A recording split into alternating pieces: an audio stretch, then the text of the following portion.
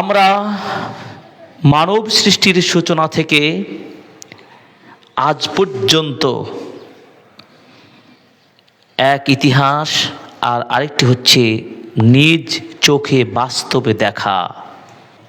অনেক সময় ইতিহাস সত্য বা মিথ্যা দুটোই হওয়ার সম্ভাবনা থাকে।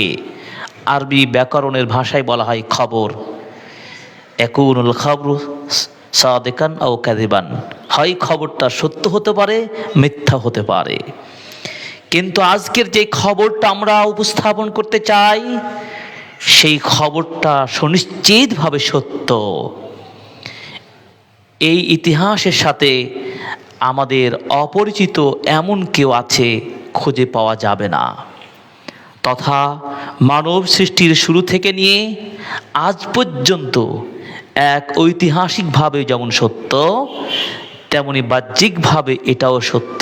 আমার সামনে থেকে, আমার চোখের সামনে, আমার নিজ পরিবারে, আমার নিজ প্রতিষ্ঠানে, আমার চোখের সামনে রাস্তাঘাটে মানুষ, চলন্ত মানুষ, সুন্দর আকৃতি, চেহারা এবং সুন্দর গাড়িতে থাকা, সুন্দর বাড়িতে থাকা, সুন্দর এবং উপযুক্ত পদে অলঙ্কৃত করা সেই মানুষটি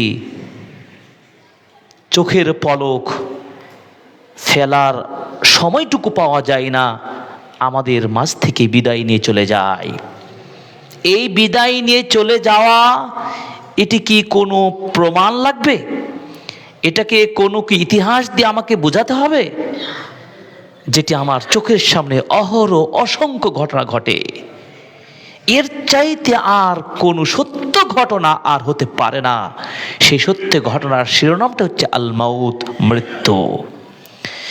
এই জন্যই আমরা বলেছি, খুতবার শুরুতেই বলেছি, সূরাতুল মুলকের ওই আয়াতটি, এবং এই সূরাতুল মুলক নিয়ে একটি কথা হাদিসে এসেছে, এই সূরাতুল মুলক প্রত্যেক রাতে ঘুমানোর আগে যদি পড়তে পারি, ফাহিয়া, এই সূরাটি আপনার কবর থেকে নাজাত, কবরের আযাব থেকে মানে হিসাবে, রক্ষাকারী হিসাবে কাজ করবে ইনশাআল্লাহ।